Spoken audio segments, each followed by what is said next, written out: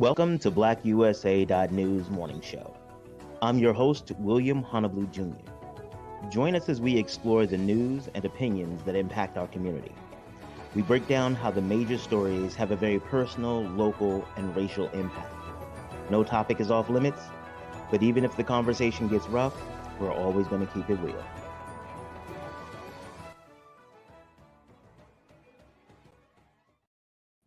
Greetings and salutations, everybody out there in internet land. I am William Honablew Jr., and I have the privilege of being the host of the BlackUSA.News Morning Show. Thank you so much for joining us. We're going to have a really interesting time today, and hopefully it'll be a good time. We talked about in one of our shows when we were talking to Jabari Natur of Soul Vivas Nation. Big ups to Jabari. We talked a lot about we shifted. We started talking about Kuji Chakalia and Kwanzaa and its importance in the Black community and in Black life. And along the way, we started talking about co-parenting. We started talking about our relationships with our family. And we got a lot of feedback on that on that episode. And one request I got was for me to talk a little bit more about my co-parenting experience and kind of how I got there. It was a really great show. We're going to show a clip of that later, but we'll get into that in a little bit. Big ups to the super producer, Crazy Horse Morgan, who keeps us pushing and keeps me straight and organized and from going crazy. Also, we're going to be highlighting one of our sponsors each episode, each show. You will see our sponsors. See them there. They're scrolling at the bottom of the Lord. Okay, first let me calm down a little bit. One of the things that I actually wrote on my page is vulnerable is okay. One of the reasons I wrote that is because, it's really interesting to be on the interviewer side of this process, but it is a little bit more difficult and a little bit nervous, and I'm a little bit nervous to just share this part of my story. So just bear with me. Hopefully, I'm sure that you will, if nothing else, get to learn a little bit more about me and how I got to where I am. So I figured I'd just share that with you because, like I said, I'm not going to always keep it 100, but I'll at least keep it 85. But I want to say special thank you today to Edible Arrangements of Govins and Randallstown in the greater Baltimore area. They've done a wonderful job in supporting the show and supporting BlackUSA.News for a while. So I want to say a big shout out to them. Yesterday's not yesterday, wow, Friday show, when the weekend hits. Friday show was incredible. We had an opportunity to talk to Sharif Small of the SJS financial firm. That show, he really took us in a dive into how to prepare financially, and he touched on a lot of programs like the SBA 504 program and how he's been able to use it to do different projects throughout Baltimore. He was talking about how he's in the works for doing an 88 unit project. One of the other things that I think is really important about the show with him on it was that he talked about how you engage the community through these projects. One of the things that he said is that when he purchased a building, he went through, and one of the tenants, he saw lead all throughout the building when they had it inspected. They said the building was full of lead. And so what he did is he went to the tenants and he said, we're going to take care of this, and we're going to take care of the lead. Once he bought, before he bought the building, actually while he was in the negotiations, he told them that he was going to take care of these problems. So when he bought the building, not only did he remediate the lead, he also bought new appliances. And even the way that he did it, he took people out of their apartment, moved them down the hall to another one while their apartment was renovated, and then moved them back, and did it one at a time that way. Did it cost extra? Absolutely. But for him, the profit that he didn't get was part of his investment in the community. So big ups to Sharif Small, and that was an amazing show. And if you haven't seen it, please go back and take a look at it. Um, Oh, tonight, shared space with Dave and Quita and Dason. That's always a good time. I'm looking forward to finding out what they're talking about tonight. Uh, for those of you all who get up a little bit earlier than the 10 o'clock show, 9 o'clock this morning, Mark Clark talked to Donnie Glover about the evolution of technology in the Black community. We talked a lot. They talked. They talked a lot about the metaverse and how that technology is going to transform Black entertainment. And talking about those people, shout out to Dr. Taborn at STEM City. How companies like STEM City, who host this show, as well as the BlackUSA.News channel, how their work in the metaverse is transforming and changing Black media, and how proud we all are to be part of that. So that was a great show. So go ahead on the channel and check that out. Actually, you know what you should do? Just go to the BlackUSA.News, our website or our Facebook page or our YouTube channel, Donnie Glover's YouTube channel, because there is a lot of content. We cover cryptocurrency on a regular basis. And the thing about crypto is that it's not for everybody, but is the wave of the future. I'm not really big on the whole, hey, let me try to get in early so I can jump on, I can ride the wave. Because most of the time, the investments where you need to get in early to make a return are normally exploitive, has been my experience.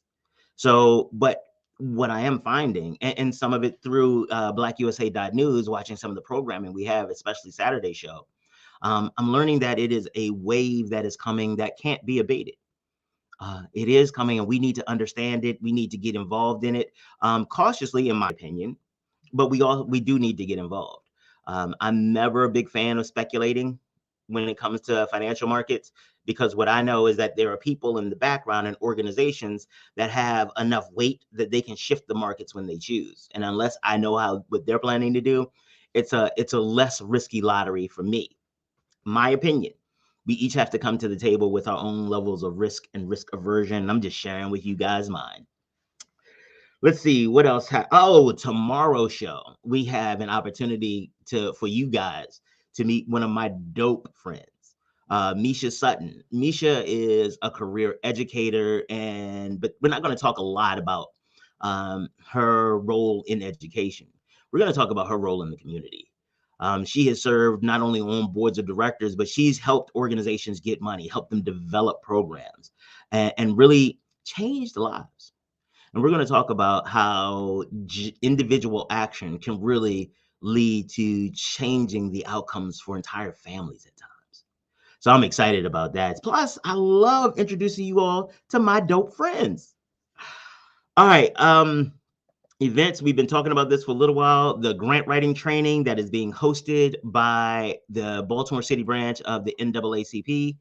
It is going to be next Monday, January 17th, at 6 p.m. Oh, look at that. The time fits so that when you finish working, you finish the grant writing, you should still be able to catch the Donnie, she shared space on Monday.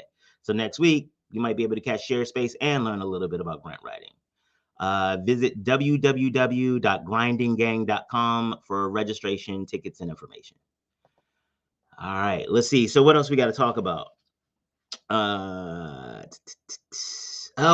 Big shout out to Tone Lawson of the B organization. Tone has been active in the community and is running a program that is the impact on the community is amazing. How she goes in and helps them understand how to take their lives to the next level, and the mentorship and things like that. So we're looking forward to an opportunity to talk to Tanae. Are we still working out the details and logistics, but very excited to have that happen. Let's see. Oh, also big shout out to Michelle Brown of Baltimore, Maryland, but living in Charlotte right now. Michelle has been a great friend to me and to the show. Michelle Brown and Associates, don't get it twisted. She's going to come and talk to us about her experiences working for a United States senator, and also as a foster care mom and an adopted mom. That's one of the great things about the people I know. They're not just one thing. They do a variety of those, a variety of things, and those things have significant impact. So oh my goodness, we're gonna have a good time. I love what I do. I have a great time. And one of the reasons I love what I do is because I get to share in a way that a lot of other places might not be comfortable. And that's what today's show is about. Today's show is about co-parenting. We're gonna go in a little bit of a detail about my experience co-parenting and how I got there. But first, let me set it up while we're having this conversation. As I mentioned in the intro, had a conversation with a good brother, Jabari Natura of Soul Vibers Nation. And we started talking about Kuji Chakalia and the importance of Kwanzaa and the African American culture in the United States. Especially as it's being, assailed by people like some of the conservatives, talking about it being it was created by a psychopath and it's a fake religion, just demonstrating the ignorance. But we recognize that people are going to listen. And so we started talking about that, and then it kind of morphed into family. And we ended up talking about co-parenting. And the demise of the relationship and how to stay focused on the kids and how difficult that can be at times. So what I'm going to do is to let you all hear that clip, and then I'm going to come back and tell you a little bit about my experience.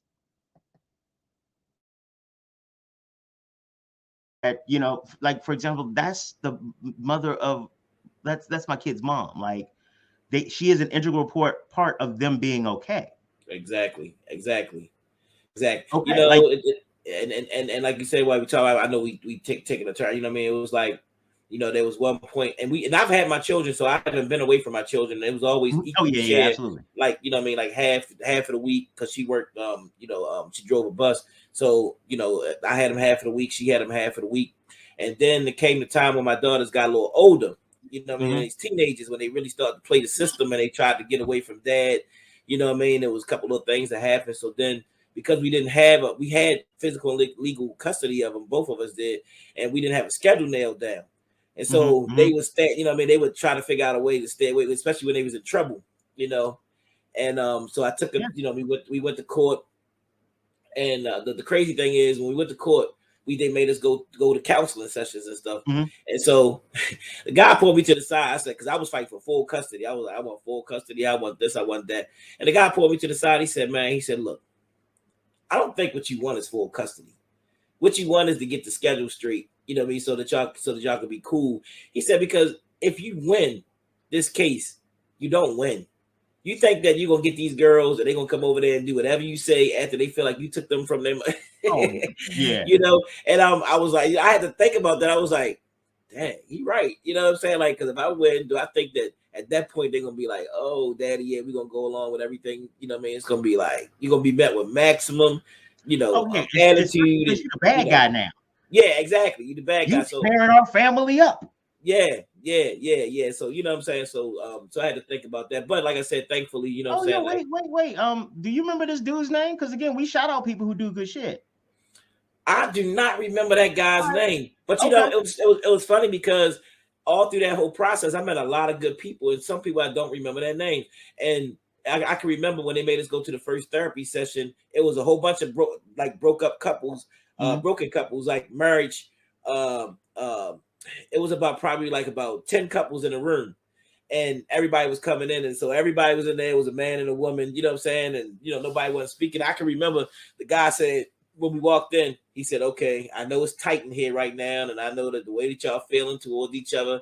He said, "But don't forget that y'all made babies together. Y'all did this, y'all did that." And he broke the thing, and everybody started laughing. He said, "So y'all can loosen up a little bit in here today." You know what I'm saying? Because everybody was looking at that mate like, hate you, I can't stand you. Oh boy, there she is, and he broke the mold, so the whole process was actually a good process, which led to even me and my ex-wife even healing down the line, because I was in child support for a while, and then and then my ex-wife actually got with me after a while and was like, like, hey, look, you don't need to pay child support. You're already doing what you need to do. You know what I'm saying? Let's go down there and take, you know what I'm saying, and get you off of there. You know what I'm saying? So she actually did that because I was doing a lot for my children already. You know what I mean? But when we was in the thick of the battle, it was like anything kind of went. You know what I'm saying? And I guess you talk about another time because I was getting ready to hit into even the guy who did the thing with the ex-wife and then the girlfriend, you know what I'm saying, lately in the news. You know what I'm talking about? Yeah. So that's how we got here. And so it shifted. And what I realized was that there is a lot that happens in the Black community when it comes to co-parenting. It is a really big issue for the Black community. If you look here, you see that the Black family, well, these are children in single parent families by race in the United States for 2019. When you look at Black families, you see 64%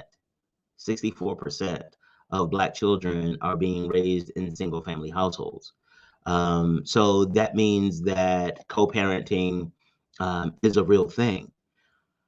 And so one of the things that, I have an incredible relationship with my sons and with their mom. But it wasn't always like that. So I'm gonna tell you a little bit about how we do co-parenting, but I think in order to understand how I co-parent, you got to understand how I got married and how I got into my life and what I thought along the way. So let's see, where do I start? First, my boys are amazing. My sons are 25 and 21. The oldest one, LJ, he is a teacher in New Jersey on his own and is doing wonderfully. He's found his passion. He teaches calculus, pre-calculus, and algebra. He loves it. He loves working with the kids.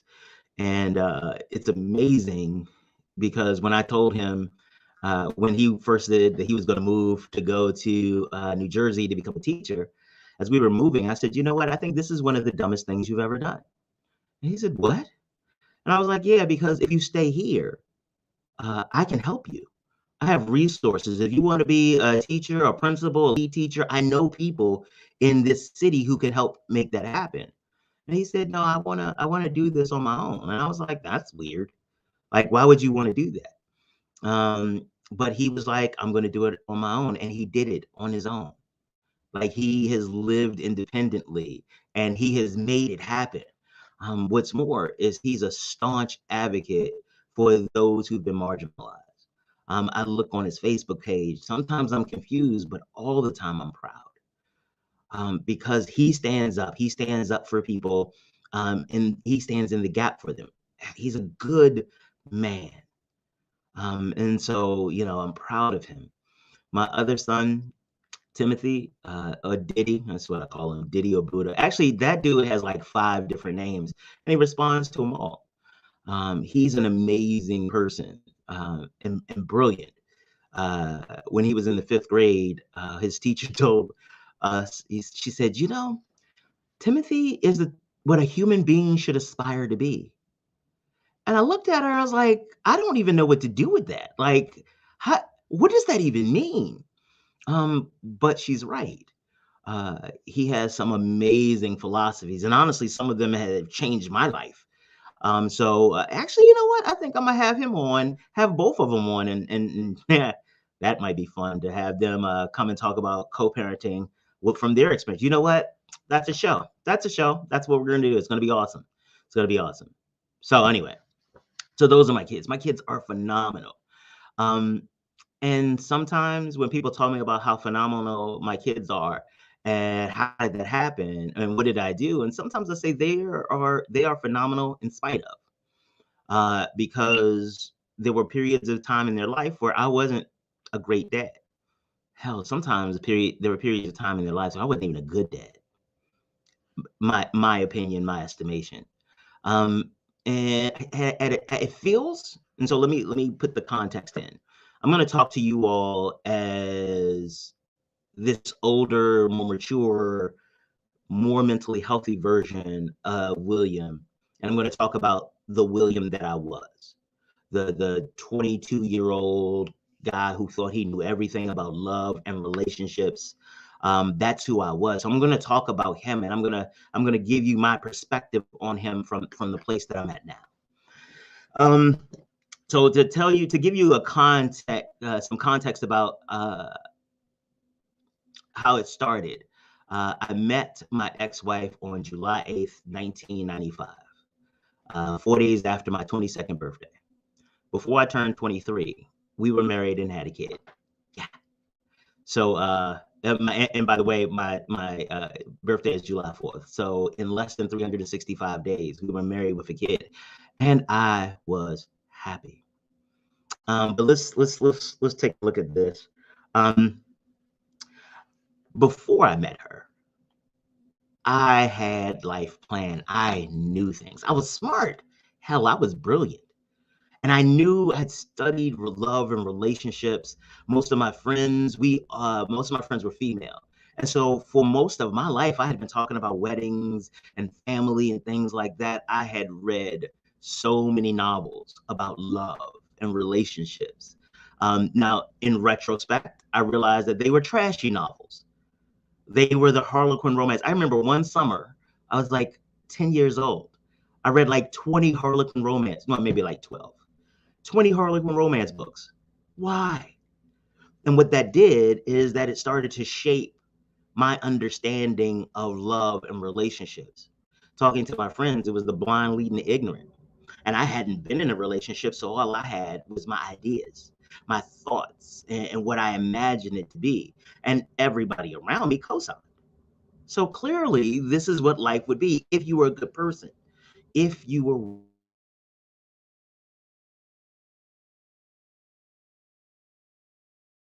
she was cool. And I was like, yo, she is really cool. And we started dating and hanging out. There's a whole other story about how we met, but that's a different one. Um, we started hanging out, and what I realized very quickly is that she had drawn out a sense of feelings that I didn't remember having before. I'd been in love before then, but this was amazing. I hadn't realized how angry I had been, but she was so calm and so calming that one day I realized, like, I there was something missing. Like, there was a normal feeling of angst and anger and just waiting for something to happen that I wasn't feeling anymore. And I was like, oh, I have found the one. It's like the Matrix. It was like, this is the one who's going to make everything right. I did to her what people always do to Black women. She became my savior. I looked to her to finish the job and to make everything right because she was a woman. Hello. That's what they did. They loved you in a way that was healing. And I got me a good one. We weren't even married, and she had me feeling good. And I knew that if we did get married, I would understand what love was, because that's what all the books said. And so what happened was I got married, and I was like, yes, I'm married, I'm worthy, yeah. And then it didn't feel that way. And then she would say things that weren't relationship like. They fell outside of my understanding. I remember there was one time when she said, uh, love is amazing, but compatibility means so much more. And because of how I felt about me and because of the stories that were in my head, I was like, oh, I get it. You realize that I'm not really worth it. Okay, I get it. And again, I knew it, but I thought you thought differently. Um, yeah, it hurt. But now looking back, she was absolutely right.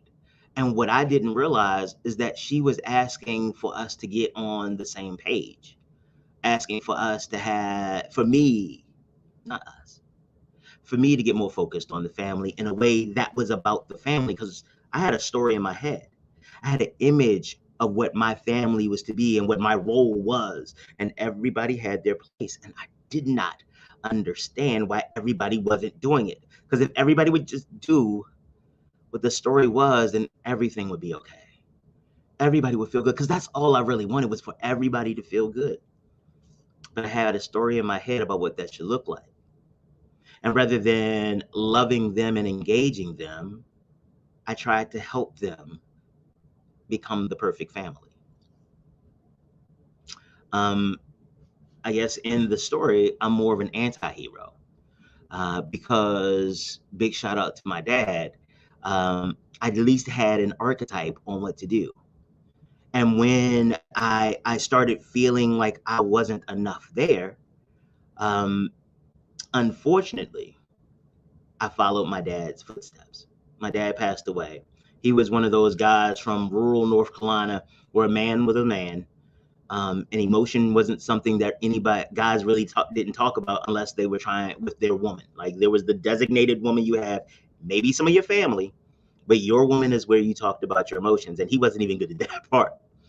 But he was a good guy, and I didn't realize how good until my experience. So when I didn't feel good at home, when I didn't feel successful, when I didn't feel like I thought I should feel as a husband and as a father, when they didn't respond to me the way that I thought that they should, when I did something that deserved a response, I went to work. That's what my dad did. My dad worked the night shift for virtually my entire life. He would sleep during the day. There'd be some time in the afternoon when he was getting ready for work, but mainly he was at work. He started doing business on the side, so he's at work on the weekends too. Um, and when I didn't feel good at home, when I felt like things were just a little bit too much, I went to work. Why? Because at work, I wasn't the guy who forgot to take out the trash or forgot to pay a bill. I was a rock star. I went places and I was attorney Honablew. Some people would even get the titles wrong, call me Dr. Honablew. Like, we graduated with a Juris Doctorate. I was brilliant, and I knew what to do. Like, I knew what to do at work. If nothing else, that was one of the things that we knew very well, because our work was tied directly to our social status. And so what I did is I started going to every meeting. I was so involved in the community. I did everything. And some of it was, you know, to feel better, to get away, to go someplace where I felt accomplished, where I felt connected. And as I started volunteering, I found other people who were just as dedicated. And I realized for me, it was because the story at my house wasn't the story that I wanted it to be. So I ran away. I was still at the house, barely, because there was always another meeting. And then happy hours happened. And it all made sense because that was networking. And then I started drinking, and then I started hanging out, and I just stopped being home. I would come home. Sometimes I'd come home 12, 1 o'clock in the morning because I shut the bar down. Because there were so many great conversations. And so that was kind of the impetus. And I wanted to share that because I want you to understand that a lot of times your co-parent may not be living in the same reality that you are. We all get socialized to what a family should look like, or we all have these beliefs coming into it. And sometimes we share those beliefs with each other and we plan. And with everything in us, we earnestly believe that our plan is going to come through. It's going to come true. But things change, things grow, and sometimes you're wrong. And what ends up happening is that for a lot of us, our trauma, our other mental health issues, they jump in and the narrative starts. These stories in our head about who people are and how should they behave. And then when things don't happen the way we want, or we don't feel the way we want to feel, we assume that they did something. And I am talking not just about me now, but about most of us, because we need to anchor things. We need to categorize things in order to make them feel so that we feel like we have a level of control or understanding. but every opportunity we come to, every engagement we have is unique. And so we get to co-parenting. We get divorced in 2013, and we start the co-parenting, and it goes well primarily because she brings stability, while I bring, I guess, a little adventure. The other part too was that my relationship with my kids improved as we were getting a divorce, just before we started getting a divorce, and as the divorce process was happening, because I went to therapy. And then I started realizing that I was doing things that were negatively impacting the family. Like I wasn't present. And so as we started co-parenting, one of the things that I decided was that these are my family. Um, that's who they are, and I was going to, if I didn't do it while I was married, I would at least do it now. And so I owned up to all of the things, and I made a conscious decision that I would be better. And I talked to the kids more. I shared what was going on with me, because what I realized is that throughout my life, I didn't know about the support that I had, because my parents didn't communicate it with me. I didn't understand some of the things that they were going through, because they didn't communicate it with me in a way that I could understand. And I realized I was replicating those patterns. That's the thing, is when we don't know how to be in a relationship, when we haven't decided, when agreed with our partner how to be in a relationship, we end up just mimicking the models that we've seen before.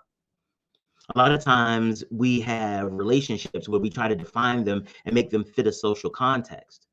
But let's be honest, most of us don't fit the social context. Most of us have parts of our world, parts of our lives that we try to hide so that people won't know us. And so what I decided to do was to open up and show my sons who I am. Because as I started going through therapy and realize and reading books and doing research on my own and just spending time reflecting, I recognized how I had been socialized into the behaviors that I was engaging. And I also realized that if I didn't make a change, all they would have to model is the behaviors that I was modeling, or behaviors that I was replicating. And so I wanted to do something different. So um, we had always put them first. She was always stable. We always decided that they would be first, and we talked about that even before we got married. And along the marriage, it's like, the kids are always first. We'll do what it takes to make sure they're okay, and that was the central focus. The other part is that there wasn't a lot of conflict, just because of the type of person she is. She was very logical. It's like, okay, if you're upset, tell me why you're upset. And to be honest, I had never dealt with anybody who had those types of coping skills. And so normally it's just, I'm upset. And for her, I was like, I start getting upset. She's like, okay, you're getting upset. So tell me what's going on. Like, why do you think that? And I was like, hey, because I think this. I was like, but is that true? What? Is that true? Well, I don't, but I feel this way. And what I couldn't understand is the difference between facts and feelings. If I felt a certain way, and I made those, and I had a rationale in my head about what happened and why, I just assumed that was right. But what I realized when I really started focusing on my kids was that it didn't matter if I was right. The story in my head didn't matter, because they were awesome people. They didn't look like or behave like the kids in my head, but they were amazing. And I knew they were amazing. It's just that I wasn't able to appreciate it, because I was trying to turn them into something else. But I appreciated them, and I started asking the questions, how is this in their best interest? And the other part was that I had something that some of my clients, when I did criminal and divorce cases, and my friends, one of the things that they don't have is the lack of drama or the trust. I know, hands down, unadulteratedly, that she wants what's best for my children. It never is there a set of circumstances where I would ever believe anything other than that. And when you can have that type of faith and that kind of trust, you can build on that. If I know that you want what's best for my kid, we can have a conversation about how we get there. We can even have a conversation about how we got here. But at the end of the day, at the beginning of the day, it's important that we put the kids first and put the kids first in a way that makes sense beyond the stories in our head. Because some of the stories in our head are wrong. Some of the stories in our head are based on our own trauma, our own experiences. That's the story in your head. And you trying to live and chase the story in your head just means that you don't get an opportunity to appreciate today. What it'll do is that it'll just keep pushing it. Any depression, anxiety, or other mental health challenge you had, it'll keep pressing it. And you'll miss an opportunity to be the parent that you could be. The other part is that she covered me. Like I mentioned in the lead-in, there's a lot of the stereotypes that black women, how strong they are, and how they do these different things, and how they are able to make a way out of no way, and that is not a myth. That is fact. But the reality is that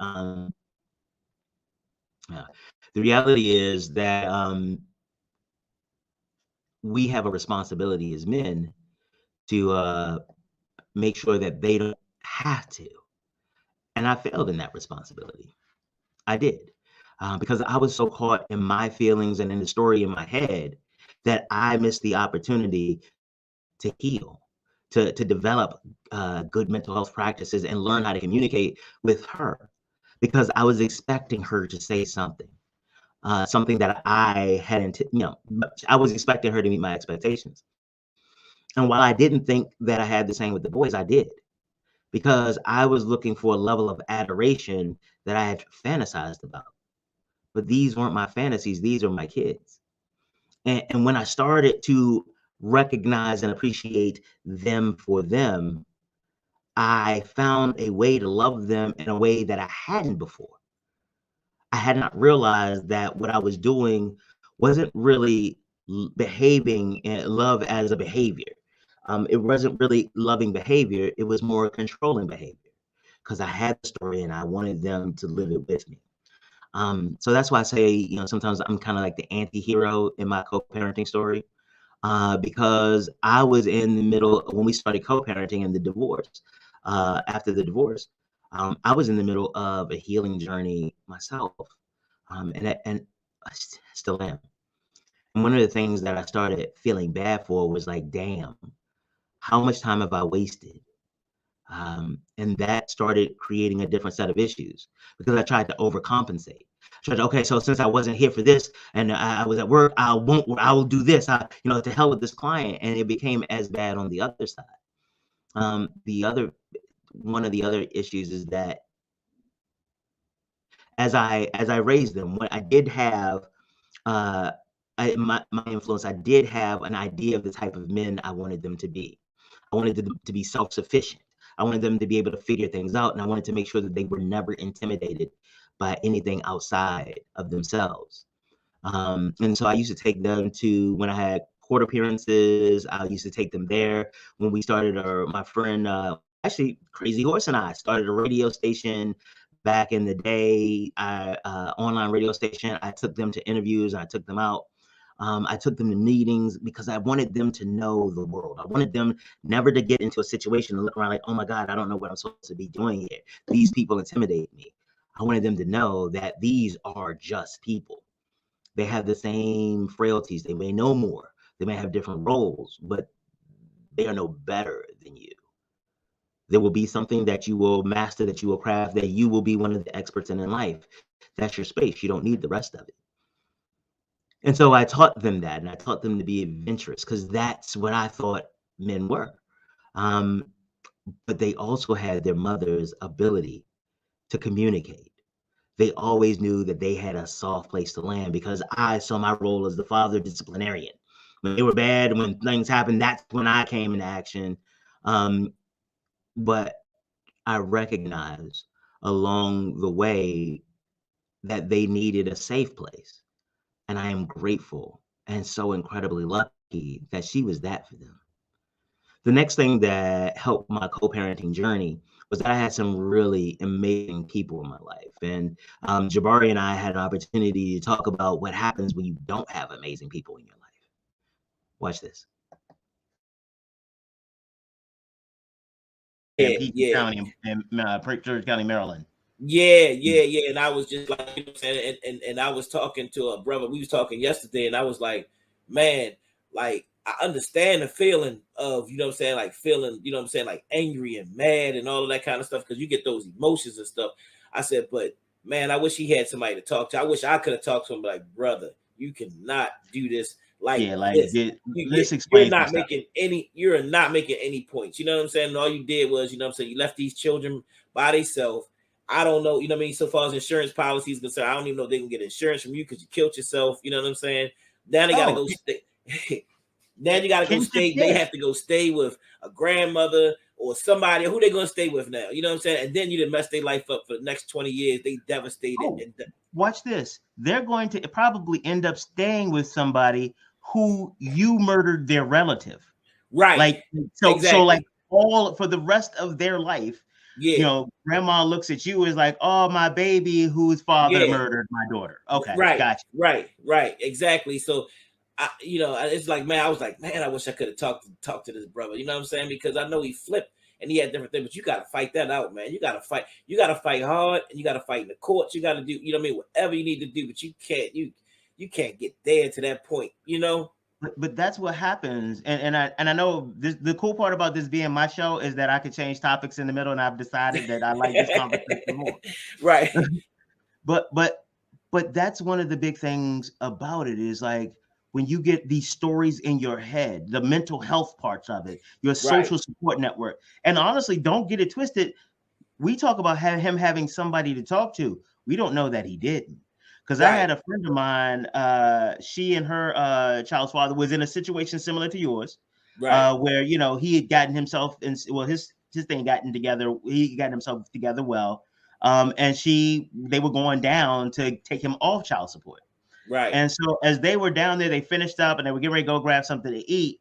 And he bumped into a friend of his. He's like, "Oh, what's up, dude?" Da, da, da. He's like, "Oh, this is my baby mama." He was like, "Oh, hey, how you doing?" Blah blah blah. He's like, "Oh, we just coming back from child support."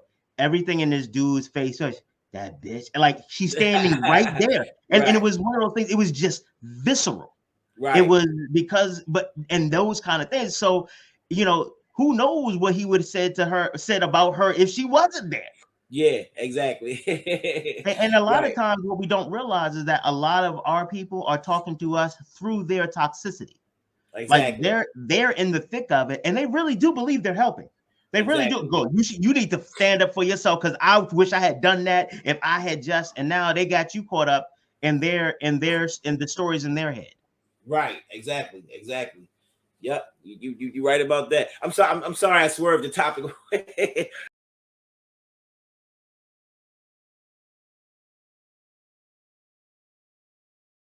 Tremendous point to continue on. Having right people in your space changes the dynamic. For example, I had a lot of married people. Let me take that back. I had the married people I did have in my life. They were cool. They would, you know, share their stories and support and encourage. What I also realized was that many of them weren't happy themselves. Many of them were just doing whatever they could and whatever they had to do just to survive. And some of them were living separate lives. So I started thinking that behaviors were normal. But then I had some other married friends who were just challenging me. And because I thought I knew what I was doing, I was just doing what I had to survive and, you know, blah, blah, blah. I made mistakes. And when my circle started to change, especially after I got divorced, and I realized that a lot of my circle had really been enabling me. And I had to make some changes. I started recognizing that I was better, not even better. I was different. I started understanding things differently. I had different values, and that was amazing. So if nothing else, make sure that you have people in your world who are there for you, who understand you, and who are committed to making things happen in a way that supports you. Otherwise, what is there? Otherwise, you find this experience isolating and alone. And co-parenting is rough anyway. They say it takes a village to raise a child. Well, if we bring the village together, um, we can also support the parents that are raising children, because a lot of times that's where the support is necessary. So your friends who have kids, give them some pushback. Ask them about getting some treatment or some help. Asking them about the sources of the problems. And if you are in a situation where you are having challenges with your significant other or challenges in child rearing, reach out to someone. There are a number of organizations that can help. Don't let it get to the point where you are sacrificing your child's well-being for because you have a story in your head, for the express purpose of trying to make that story come true, and not co-parenting because you saw a life with your co-parent that isn't coming true. So clearly everything else about them is wrong. They hurt you, so you just don't want them to hurt your kid. That's a valid feeling, but is it anchored in fact? Because the relationship with a significant other and a parent-child are different. You can have some people who are amazing significant others and horrible parents, and you can have some who are horrible significant others and amazing parents. Understand your situation and get an opportunity to get some help and to get some people to help you understand what's going on. I'm gonna do something a little bit different today. We're gonna end on a song, well, a poem, some spoken word I dug up out of the archives from Teddy Laurel. Um, for those of you all who are co-parenting, stay strong.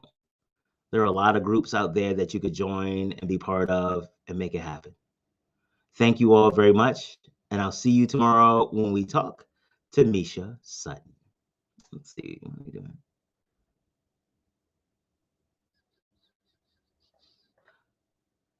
Oh, apparently we won't be ending on a song today. My bad. We'll do it tomorrow. All right. Have a good one. Bye.